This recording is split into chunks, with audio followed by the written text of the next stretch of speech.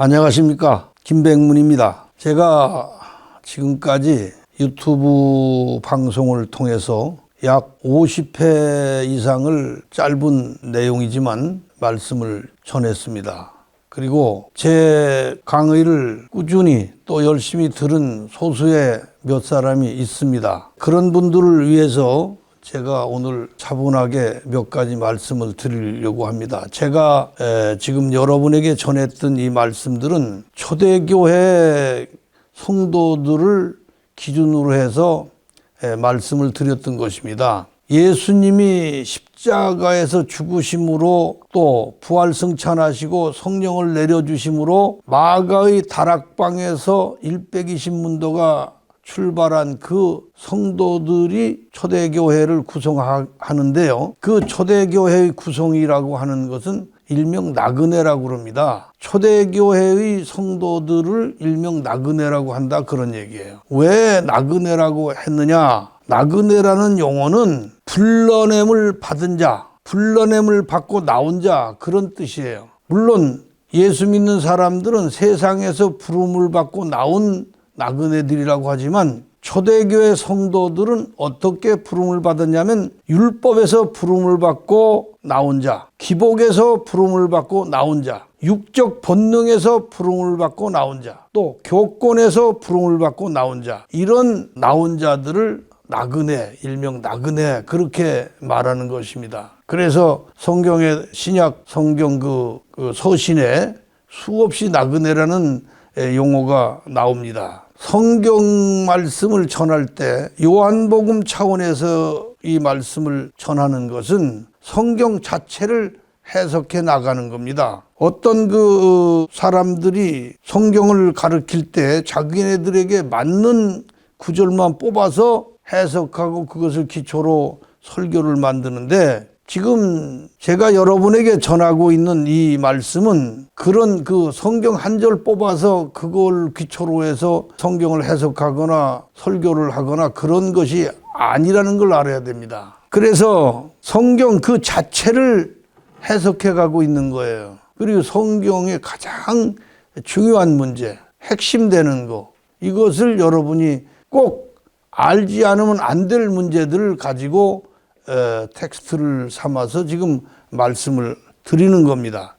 이를테면 요한복음이라고 하는 이 복음은 은밀한 계시를 드러내는 영적 말씀이에요. 앞으로 제가 여러분에게 쭉 전해야 될 말씀이 특히 다니엘서 또 요한계시록 이런 책의 말씀들을 해석해가는 그런 그 시간이 있어야 하는데, 그것을 배우기 전에 먼저 요한복음이 여러분에게 배워져야 하고 그것을 알지 않으면 안 된다니, 요한복음을 알아야 됩니다. 물론 공관복음도 중요하고 구약 성경도 중요하고 그 구약 성경 중에서도 여러 가지 그 중요한 선지서가 있지만은 그 중에서 제일 중요한 것이 다니엘서예요. 또 다니엘서와 거의 맞먹는 수준의, 아니 그보다 훨씬 더 높은 수준의 말씀이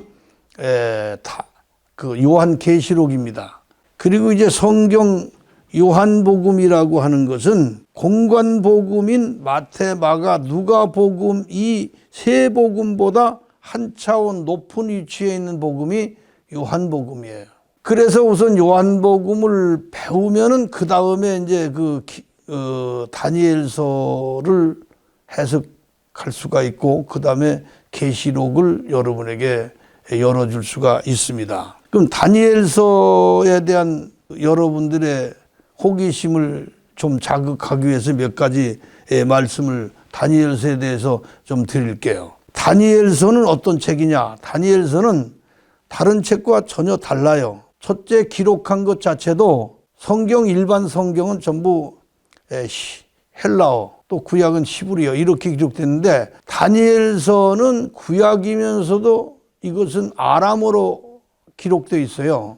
그 다음에 모든 선지서라고 하는 건 큰 선지자와 작은 선지자로 구분되는데, 큰 선지자를 대선지서라고 그러고 작은 선지자, 소선지서를 작은 선지자가 쓴 책이라고 그렇게 얘기합니다. 그런데 어쨌든 간에 이 큰 선지자든 작은 선지자든 구약 성경에 기록된 모든 선지서는 예수님이 오시면 열리는 책이에요. 예수님이 오시는 데까지만 기록되었기 때문이에요. 예, 그런데 다니엘서는 달라요. 다니엘서는 요한계시록과 같이 열리는 책인데, 특히 다니엘서 12장 12절 13절 같은 데 보면은 너는 가서 마지막을 기다리라. 끝날이 오면 그때 전부 열릴 것이다. 그런 내용입니다. 다니엘서 12장 9절에 보면 성경이 언제 열리는가? 이 열리는 시기를 갖다가 다니엘 12장 4절에 있는데 말씀이 이루어질 때 그때 열린다. 그러면 말씀이 이루어질 때가 언젠가? 그것은 많은 사람이 빨리 왕래할 때, 두 번째로 지식이 더하리라 그랬어요. 여기서 지식이 더하리라는 이 지식이라고 하는 것은 뭘 보고 지식이라고 했냐면 요한계시록이 지식입니다. 성경의 최종 열리는 단계가 요한계시록인데 지식이 더하리라. 요한계시록이 열리는 때가 지식이 더하는 때예요. 그리고 다니엘서에는 바벨론이라고 하는 것이 이제 그 주제입니다. 바벨론이 어째서 주제냐? 요한계시록은 예수 그리스도의 비밀을 열어주는 책이고 열어보인 책이고, 다니엘서는 바벨론의 비밀을 열어보인 책이에요. 그래서 바벨론이란 무엇이냐? 바벨론이라는 것은 현대 교권 또는 현대 기복 차원의 신앙, 이런 것을 갖다가 전부 통칭 바벨론 교권이라고 하는데, 바벨론이라고 하는 것은 가짜가 진짜처럼 서 있는 거예요. 그래서 가짜가 진짜 노릇하는 그것이 바벨론입니다. 그럼 다니엘서는 뭐 하는 책이냐? 이 가짜를 폭로하는 것이 다니엘서예요. 그래서 다시 조금 더 얘기하자면 이 공관복음은 예수님의 육신의 생애를 기록한 책이고, 다니엘서는 바벨론의 역사를 기록한 책입니다. 그리고 다니엘서에 나오는 느부갓네살 바벨론의 왕은 보이는 왕권으로 세워졌고, 이 세상에 성령으로 태어나셨던 예수님은 육체로 오셨으나 안 보이는 왕권으로 오셔서 비로소 계시록이 열릴 때 그때 예수 그리스도가 드러나는 것입니다. 그래서 바벨론과 예수 그리스도는 상대적이에요. 바벨론은 하나의 교회가 껍질만 뒤집어 쓰고 내용은 전혀 다른 것이 바벨론이에요. 바벨론은 하나님보다 세상을 더 좋아하고 세상 권세와 세상 물질과 세상을 더 좋아하는 것으로 구성된 교권, 이것이 바벨론이에요. 그것을 폭로해 가는 것이 다니엘서니까 이 다니엘서가 얼마나 중요한 겁니까? 다니엘서가 다른 성경과 다른 점 몇 가지만 제가 말씀을 드리자면, 다니엘서에는 영생이 나와요. 가브리엘과 미가엘이 주역이 돼 있어요. 세 번째로는 다니엘서에는 세상 역사가 나와요. 세상 끝까지 내다보고 예언된 책이 다니엘서입니다. 모든 성경은 복음의 역사이고 예수 그리스도의 역사입니다. 그런데 다니엘서는 예수 그리스도의 교회를 핍박하는 바벨론의 역사예요. 여섯 번째로 이스라엘의 500년 빠진 역사를 다니엘서는 미리 내다보고 쓴 책이에요. 이스라엘을 핍박하기 시작한 주전 606년부터 시작한 것이 다니엘서입니다. 구약 성경 모두가 다 대선지서든 소선지서든 초림 예수님에 대하여 이를 기점으로 예언하였어요. 그러나 다니엘서는 마지막 때, 즉 오늘날까지를 직접 예언하고 있는 책이기 때문에 이 다니엘서가 오늘을 사는 우리들에게 얼마나 중요한 것이며 꼭 배우지 않으면 안 되는 그런 책이 다니엘서입니다. 이 책을 열기 전에 요한복음을 여러분들이 먼저 공부를 해야 되고 알아야 됩니다. 그러면 요한복음 공부한 다음에 그 다음에 다니엘서를 열고, 다니엘서가 열림과 동시에 그것과 병합해 가면서 요한계시록이 열리는 그런 내용입니다. 조금 전에 다시 말씀을 하나 또 드리자면은, 요한복음은 공관복음인 마태, 마가, 누가 이 세 복음서보다 한 차원 높은 위치에 있는 말씀이라고 했습니다. 그래서 공관복음에는 영생이라는 용어가 내세에 얻는 영생이라고 말씀하고 있어요. 그걸 구체적으로 말씀드린다면 마가복음 10장 30절에 보면은 내세에 영생을 받지 못할 자가 없고 그렇게 얘기했고, 마태복음 25장 46절에 보면 의인들은 영생에 들어가리라, 의인들은 영생에 들어가리라, 미래에 있을 것을 얘기한 것이죠. 또 요한복음에서는 현세 살아서 얻는 영생, 육체로 살아있는 동안에 예수 믿으면 얻는 영생을 말씀하고 있어요. 그래서 요한복음 3장 36절에 아들을 믿는 자는 영생이 있고 그렇게 말씀했고, 요한복음 6장 40절에 보면 믿는 자마다 영생을 얻는 이것이니 이렇게 말씀했고, 요한복음 10장 28절에는 내가 저희에게 영생을 주노니 그렇게 말씀했고, 요한복음 17장 3절에는 영생은 곧 유일하신 하나님과 그의 보내신 자 예수 그리스도를 아는 것이니라 그렇게 말씀하셨습니다. 이런 위의 말씀들이 현재형이며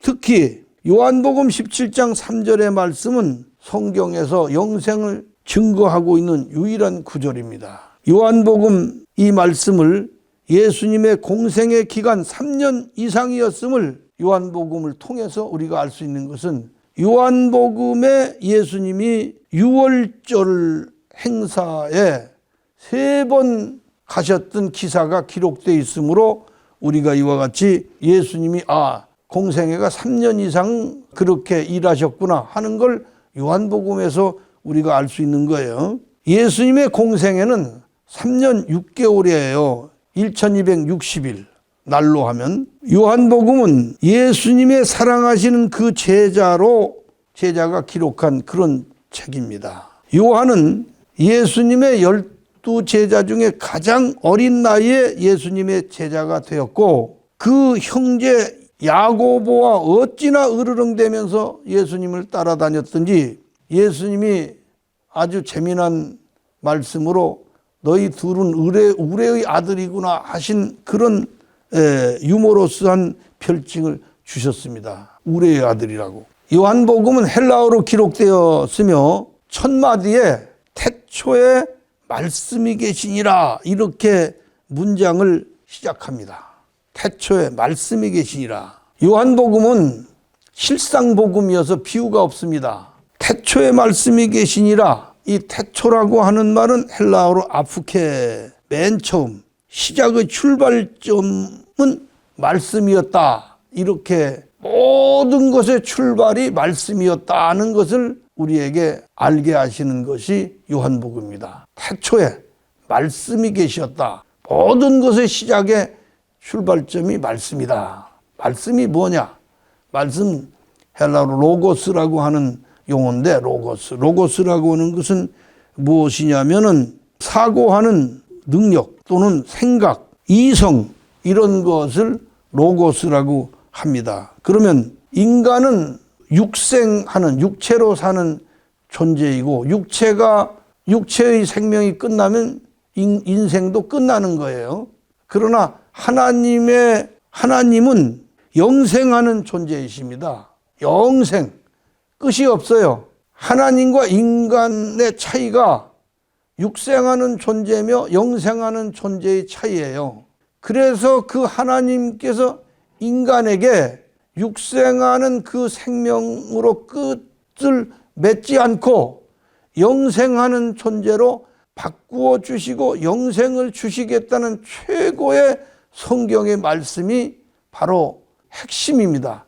하나님이 인간에게 주신 모든 것 중에서 인간에게 주신 축복이라든가 사랑이라든가 은혜라든가 이게 표현할 수 없을 만큼 여러 용어로 표현되었고 또 말씀하셨지만 그 중에 최고의 보물이자 최고의 사랑이자 하나님이 인간에게 주시는 최고의 축복이 무엇이냐면 이것이 영생입니다.